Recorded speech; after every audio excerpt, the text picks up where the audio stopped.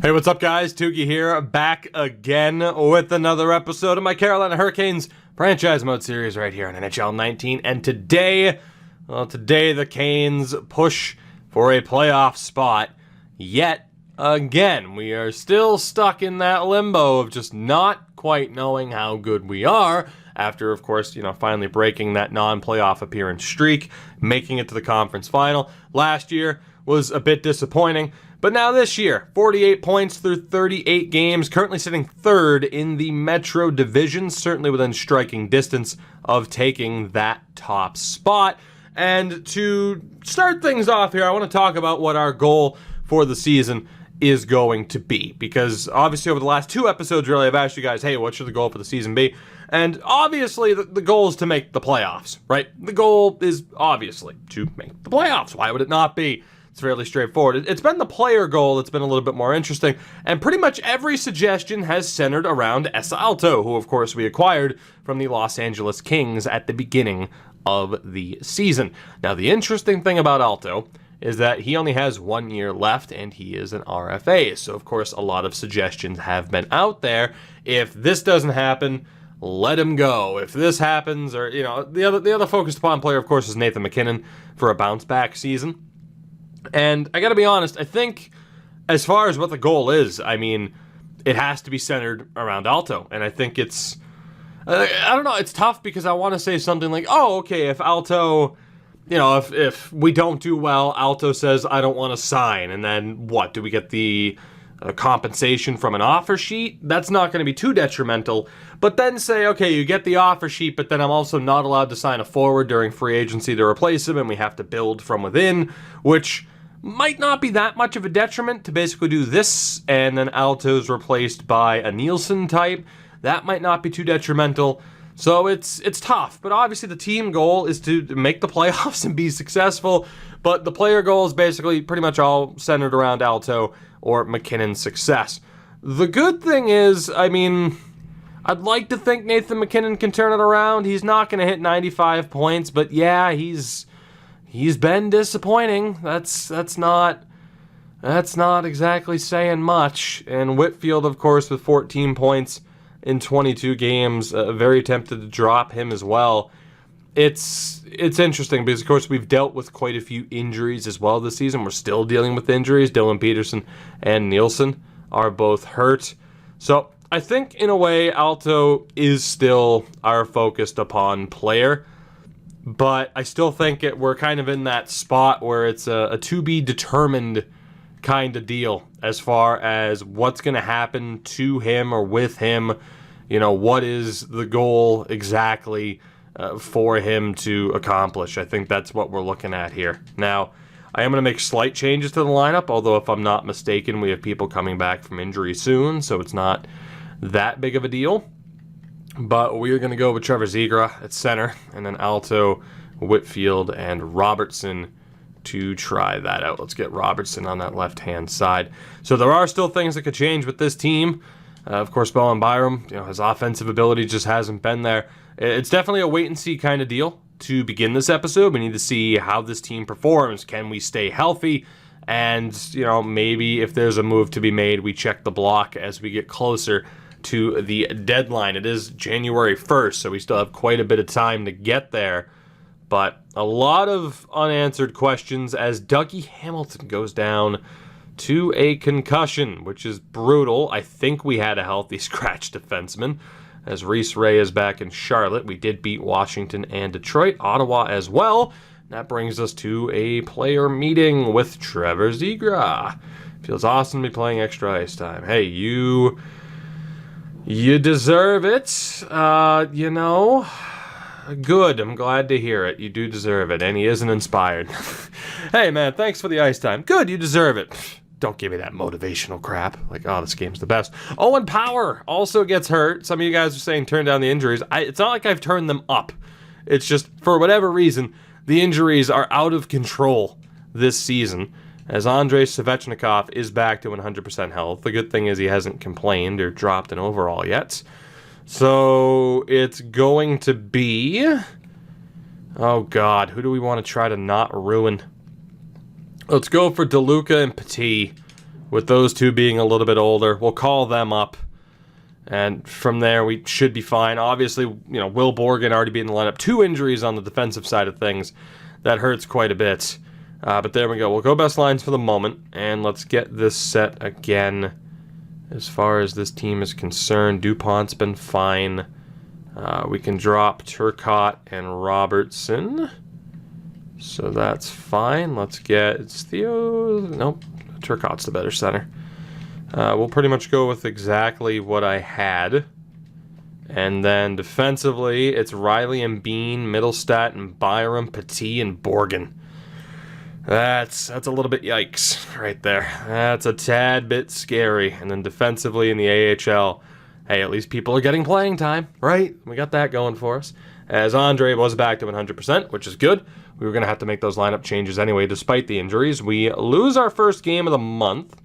Lenny goes down to a concussion in Charlotte, but at least it was an overtime loss to Nashville. No pity point against Pittsburgh or the Islanders. Brandon Tanev. Oh, thank God you don't have your real-world contract. He might actually not be the worst person to claim, but we're going to decline just because anytime I see Brandon Tanev's name or face, it just makes me think of Jim Rutherford losing his mind. And I want to be as far away from 2019 Jim Rutherford as I can. So we beat Minnesota 11-5. Like 2016, 2017 Jim Rutherford. Cool. Fine with that comparison. 2019 Jim Rutherford? I'll pass. I don't want to be 2019 Jim Rutherford. As Luke Henman needs to be sent down. And I think Brett Leeson is going to end up being a healthy scratch here. So, Henman. There you go. Lukey boy. No, waivers. If we lose him, it's fine. He's a 77 at 24 now. 25. Yeah, if we lose him, so be it. We'd probably lose him at the end of the season anyway. And we didn't. Henman clears waivers, which is good. So we'll have the ability to call him up or send him down as need be. Offensively, of course, we'll just get this set up as it was. Although Nielsen being back in, he was a 4th liner. We'll put him there, and we'll have Brett Leeson in the 3rd line spot. So there we go. It's looking good. Defensively, it's fine as it is. DeLuca and Borgen as the 3rd pairing is a little bit scary, but I can put up with that. So, again, as far as the goal is concerned, it's tough to not have that defined goal for this. There definitely is still a goal. Don't worry. This isn't going to be like, Finland, yes. Well, you kind of ditched the loyalty thing after you had to make changes that you weren't supposed to make because of the cap. Not going to be like that. The goals for the season are still going to continue. I think I agree that Alto is the guy to focus upon. It's just what we were ultimately, to decide the punishment should be, essentially. So let's make sure we're back to 100% here. We'll have to go best lines again, but I still think we're going to roll with Trevor Zegras as our top guy. And actually puts in DuPont. So, yeah, Leeson, you've been doing well, but Nielsen's back. He will be in the lineup. And in the 3rd line, Mario DuPont wasn't supposed to be in. And he still isn't. But how has he done compared to Leeson? 14 points in 19 games. Leeson, 21 points in 40 games. You know what? I think we're going to send back DuPont now. And we'll get Leeson in this lineup still moving forward. And then that way DuPont can go back to ripping the AHL to shreds. But there's no doubt he's ready to go. So see, that's what I'm talking about, right? If we lose Alto, it's essentially DuPont stepping into this lineup moving forward. And that doesn't seem like that much of a punishment. So to let Alto go, whether for nothing or whether or not we get the compensation. I mean, he's an RFA. I mean, I'm not saying obviously like, we got to follow the rules and I got to get something for him. I mean, obviously not. That's not how we've been playing this. We've let go of decent enough players as it is, but it's tough. And I'm not surprised at this point it's getting to be tough to say, here's the goal for the season, because of course the goal for the season realistically is, make the playoffs and maybe win a Stanley Cup. The team is at that point where that could happen. I mean, obviously, we're a little bit hindered right now by the fact that Nathan Mackinnon hasn't had a strong couple of seasons at this point. It's been about a season and a half. Basically, ever since we gave Nathan MacKinnon that big-time contract, it's been rough from him. And that's devastating because he's still on that full no-move clause. As Trevor, happy with the team performance. Let's just go with the yellow one. Whatever. I don't want to glitch that, of course, because it is. You can just answer yellow every time, and it's boring, and I hate it. But, you know, having it be negative morale kind of sucks. Tristan Smith is hurt. And Dylan Peterson is finally back to 100%, who was arguably our top player when he got hurt. So Nielsen's back in for Leeson. The third line of Theo Turcotte. Okay, so Robertson, 13 goals, 19 assists. It's got to be Trevor. It's got to be Trevor who stays in the top 6. So who has the best face-offs? That would be Turcotte. The better shot is Robertson. So Robertson will be on the right. And then out of this top 6, Svechnikov and MacKinnon are locked in. But Peterson had 29 points. I think we give it to Peterson. And then we let that second line be what should be ridiculous between Zegra, Whitfield, and Aaltonen. And it'll be Zegra as the center. I mean, that top 6 is nasty. Like, that top 6 should be good enough to win the Stanley Cup. It's just whether or not they do. And then defensively, who's been better between Byram and Bean? Let's go with Byram, Riley, Bean, and Hamilton. And that works. And then down in the AHL, we'll just go best lines because Lord knows there have been enough injuries down there. But let's see what happens. We're about 3 weeks out from the deadline, a little bit under that now. I'm not sure if we're going to have to make any changes. I mean, this team's pretty damn stacked. There's not really much we could do for the top 6. We can bring in one top 6 forward and bump Trevor Zegras down to the third line for the rest of the season if we wanted to. But you look at, say, the addition of Jamie Benn last year, that didn't help out all that much, did it? So it's kind of rough to be in that spot as we've lost 2 straight games. Hopefully it's not 3 in a row, but it is. We lose to Chicago, Ottawa, and Florida. Can we beat Montreal, or will the streak continue? We beat Montreal but lose to Los Angeles, so we've lost 4 out of our last 5 games. Deadline day is this week. We only have one more game before then as we take on Philadelphia, who have a decent record, and of course are direct rivals to us. We need a win, and we don't get it. A 6-5 loss. That brings us to deadline day. 35, 21, and 5. Currently third in the division. The Flyers inching closer. We are well behind New Jersey at this point, but within striking distance of the New York Islanders.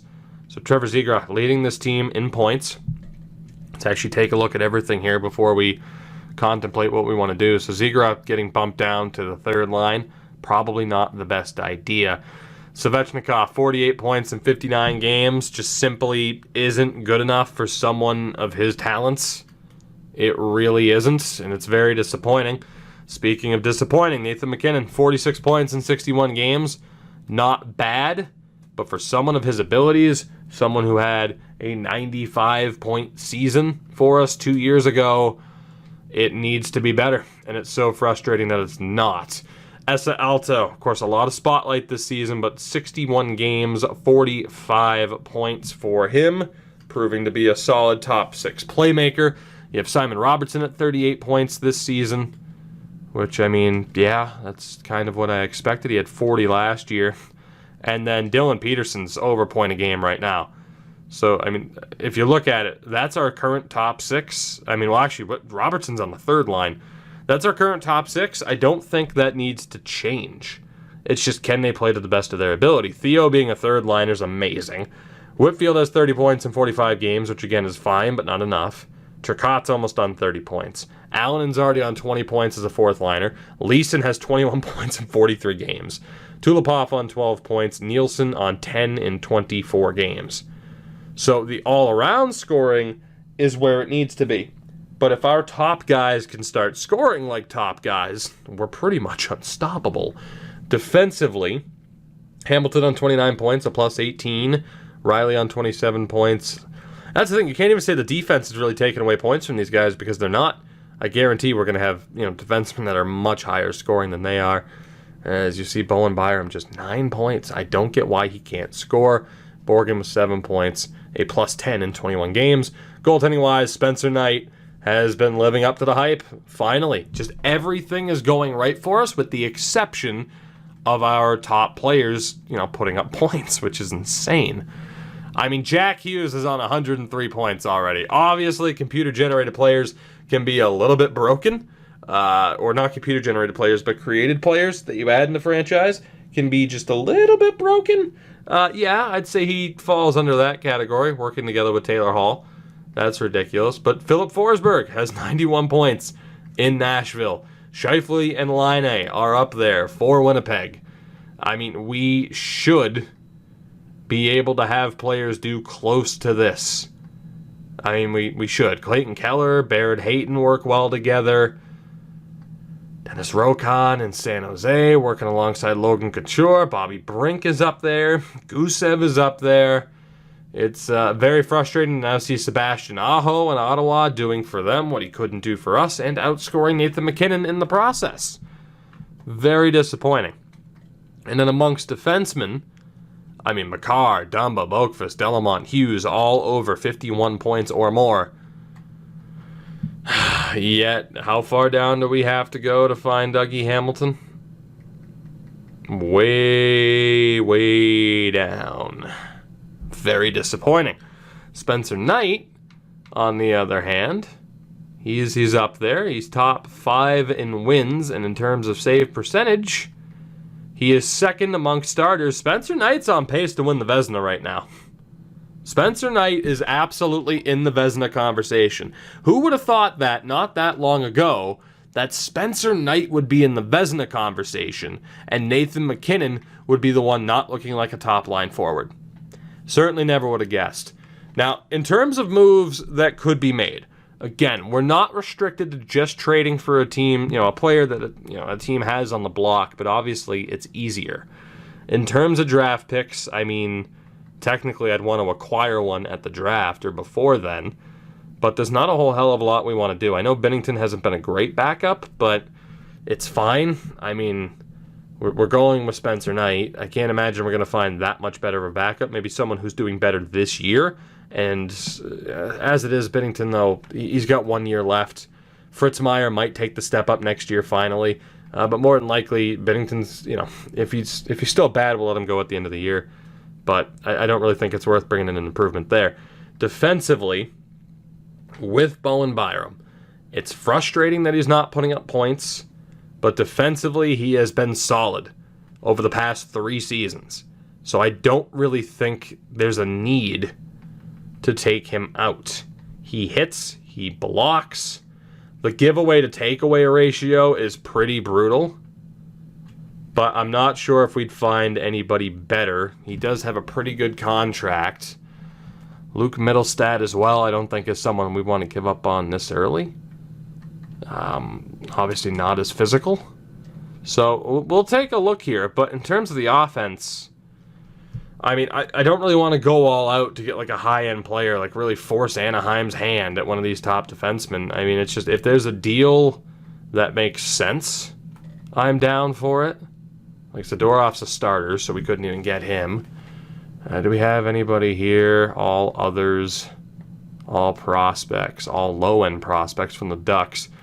Arizona, all low-end prospects, so no real way to know how good they are. Boston, Zaboral, Honka, Carlo, and Artemi Panarin. Zaboral is a top 4 defenseman. Honka's a top 4. Carlo's a top 4.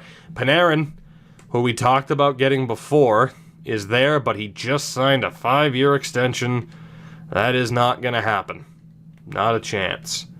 Carlo, 3 years at 4.8. Zaboral's on an expiring deal, but my God, the Bruins suck. That's just, yeah, there's no way I'm getting involved on any of those guys. Buffalo. Former first-round pick in Jason Brody. He's a 73, though, and hasn't made it. So all prospects from the Sabres. We're not in the prospect market, of course. And good old Jaqueezy, Roger Jaqueezy, 5th round medium league goalie. He's a 72 at 21, so no thanks. Calgary with Mike Robinson, 923 save percentage as a backup. Now that could be someone we look to get over Binnington. Now, not that I don't trust Binnington after what he did for us last year, though. Elias Lindholm, not exactly an improvement on who we already have. Torrey Krug, 4 years left at 34. No thank you. Ryan Donato has 53 points. 6 years left at 4 mil. There's no one I want to go for. There is just nobody that I want to go for. I don't have confidence that any of these guys are really the right guys for us. I mean, Noah Hannafin, but it's like, is he that much of an improvement on Bowen Byram? Probably not. I'm not seeing it. I think we just stick with who we have. The only guy I'd really kind of be interested in is Robinson. But just how much of an improvement is he over Binnington? I mean, this season he certainly is. But I don't know. I know Binnington hasn't been great this year. 916 last year. What did he do for us in the playoffs when he had to step up? Ugh. Not ideal. Okay, maybe we do move on from Binnington. Is there anybody better than Robinson? Let's look at the goaltenders first. Shivitke, of course, who we dealt to Chicago. Wooter Peters, who is a starter at this point. Markstrom's a backup, but he's been terrible. Do we have another goalie? Justice has been terrible as a backup for Colorado. It's got to be a backup. Lundstrom's kind of meh. Bobrovsky's meh. Danil Tarasov is okay. Is he even in the NHL, or are those AHL numbers? Those are AHL numbers. I suppose that's the one thing I should check with Robinson, but I assume, actually, he's in the AHL right now. We're fine. We're fine. Unless there is a can't-miss defenseman, or like a true number one can't-miss guy to help out the offense, I think we stay right where we are and just hope for the best with this team and hope that someone like Nathan Mackinnon decides to get his act together, because we need him to. As it is, we're not going to win unless Nathan MacKinnon decides to be the Nathan MacKinnon that we need him to be. So, unfortunately, unless we wanted to go for like Brady Shea, who's on a pretty good deal. Brady Shea is an interesting one. I mean, obviously the value is not going to be that high. Actually, it says it's accurate. That's insane. I think I'd rather just trust Bowen Byram. He's on a cheaper deal. He hasn't been that bad. I don't know, man. Kyle Connor, 2 years left at 6.9, which is very nice. Nice. Timo Myers there as well. But Connor hasn't exactly been killing it, and who's to say that Trevor Zegras can't be the guy for us, you know? Stamkos, expiring deal for him. That would certainly be an interesting player to bring in. The veteran in Stamkos. Then what about Toronto with the veteran in John Tavares, who has also been okay, but is listed as a second liner as well. The issue is, technically, we'd have to move a third liner in the deal, and that's just something I don't want to do. There's nobody there, Stamkos or Tavares, that makes me look at our team and say, you know what? Yeah, let me give up Simon Robertson or Theo Rocher to make this happen, or Alex Turcotte. Like, there's nobody there that I want to give up. So, we just need this team to turn it around. It is that simple, unfortunately. I wonder if MacKinnon, I mean, granted, he seemed to have been doing better at center last year. So, let's say he's the sniper. Pedersen, or Svechnikov is there. Peterson's there. Top playmaker out of the group might be Alto, although it's more so Peterson. Is Peterson a better center? He is. Let's stick with it. If this team isn't good enough in its current form, then I don't know what to tell you. So let's sim through the rest of the season. We are currently in 3rd place in the division.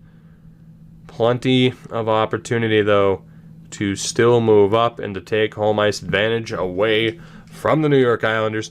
Plenty of opportunities to shoot ourselves in the foot and miss the playoffs, which, if we do, would be an absolute disaster for how good this team is. But I will say, more than likely, Aalto's future with this team is dependent on our results here, which so far very hit or miss this month, as Quentin Kahns is back from injury and Allen goes down to a concussion. That'll see Brett Leeson rejoin this team on the 4th line. And right now it's just win-loss, win-loss. Can we get any form of consistency? Dougie Hamilton goes down to a groin injury, so they'll see Will Borgen back into the team.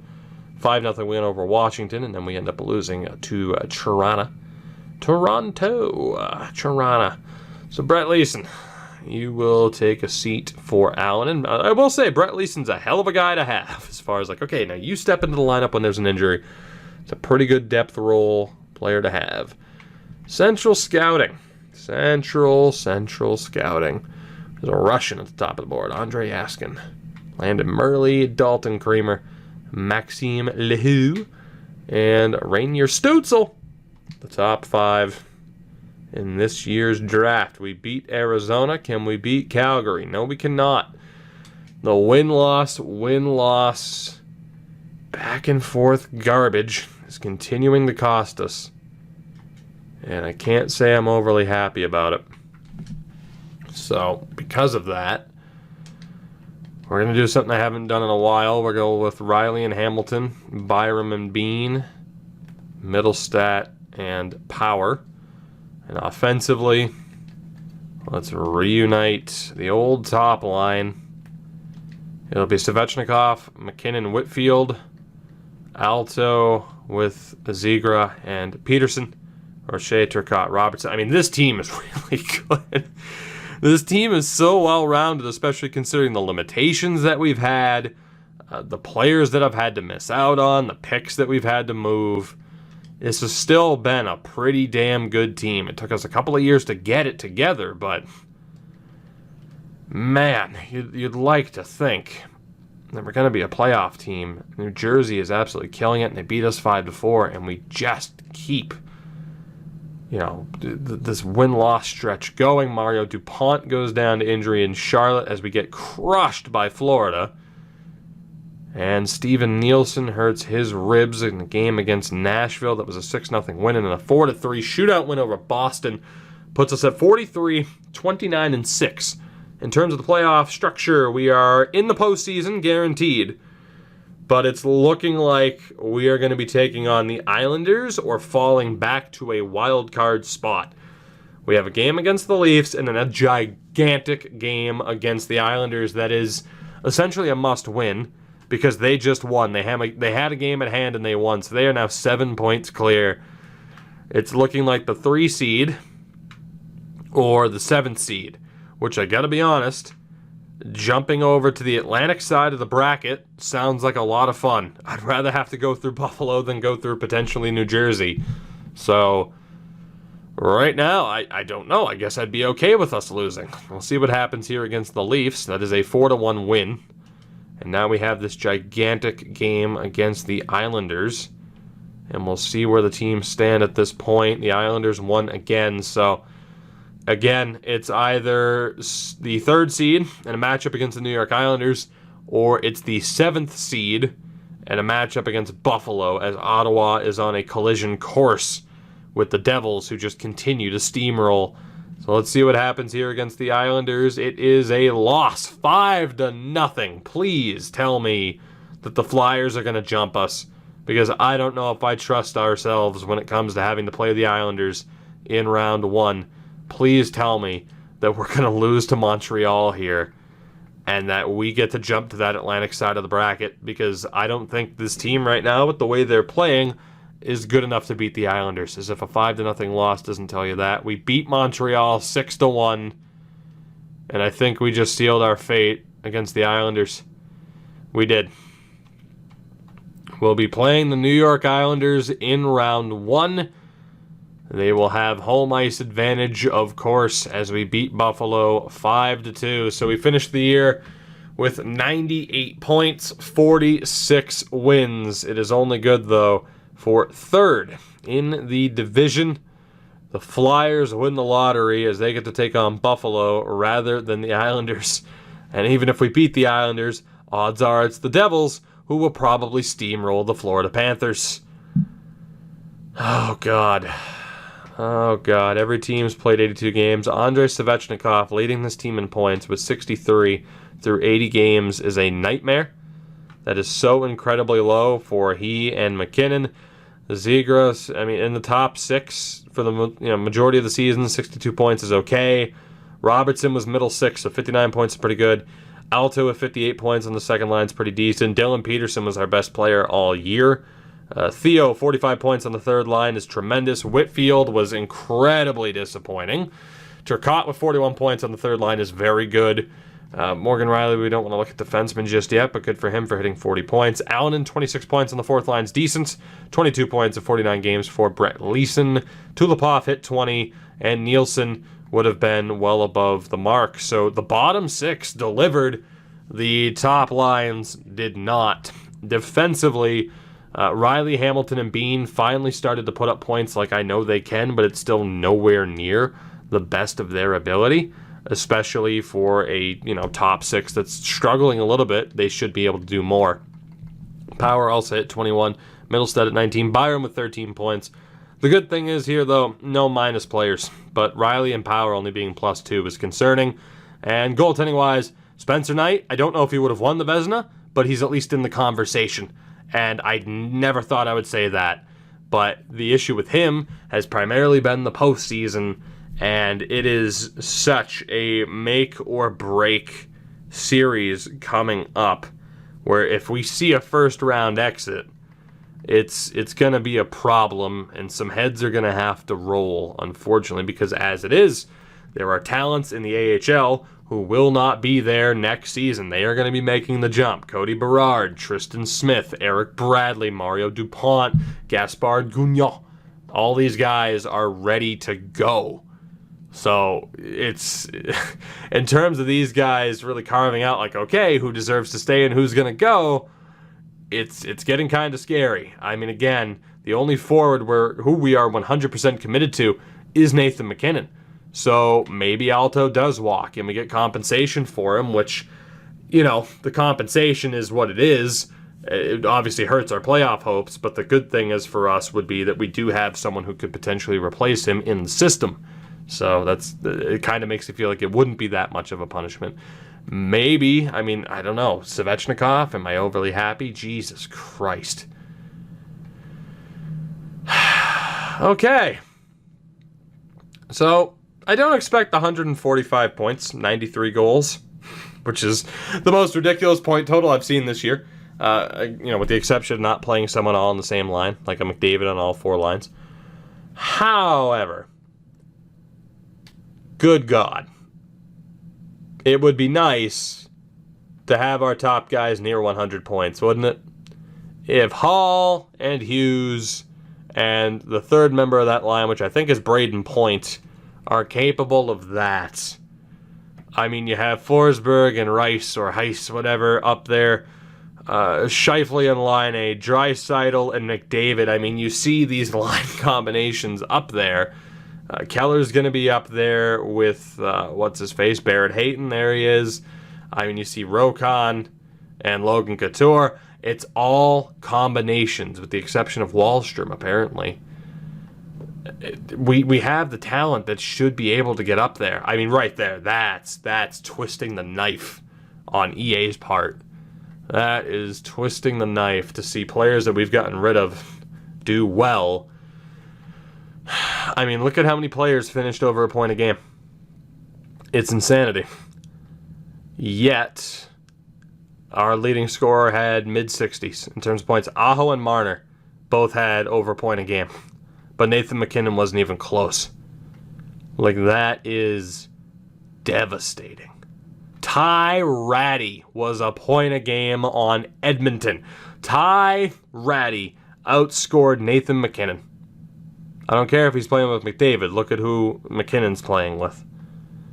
That is simply unbelievable. 35-year-old John Tavares was point a game. Like, there's no excuse for the underperformance that we've seen here. Brady Turco in Anaheim, 21 years old, was point a game. And again, look at how far down the list you have to go. Look at all these names, all these faces, whether real, created, computer generated, and then you finally get Andrei Svechnikov. Andreas Johnsson outscored Andrei Svechnikov. I think that sums it up, doesn't it? Jesper Bratt had as many points in 2 fewer games than our leading scorer. If the top 6 does not step up, we are screwed. And the Islanders will steamroll us. 3 defensemen hit 70 points. Our top defenseman is way the hell down here. Way down here. Morgan Riley is apparently as good as Cole Hults. The big names are letting this team down and wasting an opportunity for us to find success. In terms of the Vezina, Spencer Knight had the best save percentage amongst starters. I don't see how you don't give it to Spencer Knight unless the game says it goes to Carter Hart because he played 3 more games and had more shutouts. But there's a very good chance Spencer Knight just won the Vezina. And we might not even get out of the first round. It is frustrating times here, despite the fact that we're still a playoff team. There is a massive mountain, a massive hurdle in front of us that we will have to climb. In the next episode, we are back in the playoffs. But can we overcome the New York Islanders? Time will tell. Philly's up on Buffalo. Toronto plays Detroit. New Jersey plays Tampa, of course. And then in the West, it's Arizona, Anaheim, Vegas, San Jose, Nashville, Vancouver, Colorado, and Minnesota. Guys, thank you very much for watching. Let me know what you think we should do, if anything, heading into this postseason series. Let me know what you think as well. If we fall short here, you know, the future of Alto, because again, the only thing I can really think of is, oh, you know, lose him or take the compensation. I mean, we could let go of him for absolutely nothing. Obviously, that would suck, but if that's the decision, that's the decision. But something, I mean, something has to be done. Like, but that's the thing, though, in terms of punishment, it's like, oh, add a veteran to the top 6. So basically, you're saying get rid of at least 3 players next year who are likely going to step up anyway. It's tough as far as those kind of goals. I'm not saying I'm looking for outside the box suggestions, but you know, when it comes to like, oh, make the playoffs, obviously that's the goal. Oh, have Nathan MacKinnon do well. Well, unfortunately, there's only so much we can do to have Nathan MacKinnon do well. So I guess it's kind of a good thing that we didn't have the suggestion be have Nathan MacKinnon do well. Although I will point out, with Essa Alto, he did put up Nino Niederreiter-esque numbers. So I give him credit for that. We're done here. Next episode, we'll see what happens. Playoff time in Carolina again.